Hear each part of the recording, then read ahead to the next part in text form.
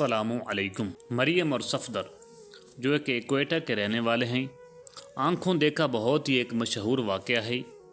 مریم اور صفدر شادی کے پہلے سال میں اکثر چھوٹی چھوٹی باتوں پر جھگڑتے رہتے تھے۔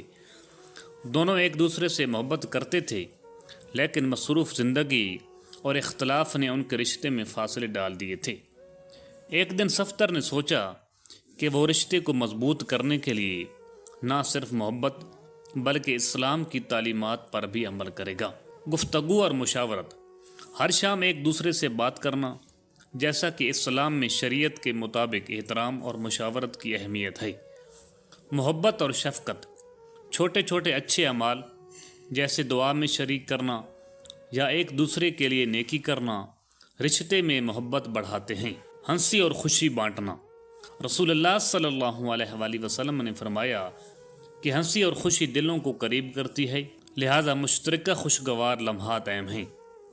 جسمانی قربت اور احترام، ہاتھ پکڑنا، گلے لگانا اور پیار بھرا رویہ اسلام میں جائز ہے اور یہ رشتے کو مضبوط کرتا ہے۔ شکر گزاری اور دعائیں، ایک دوسرے کی اچھی باتوں کے لیے شکر ادا کرنا اور دعا کرنا رشتے میں محبت اور برکت لاتا ہے۔ چند ہفتوں میں مریم اور صفدر نے محسوس کیا کہ ان کے درمیان وہ قربت اور خوشی واپس آ گئی ہے جو شادی کی شروع میں تھی۔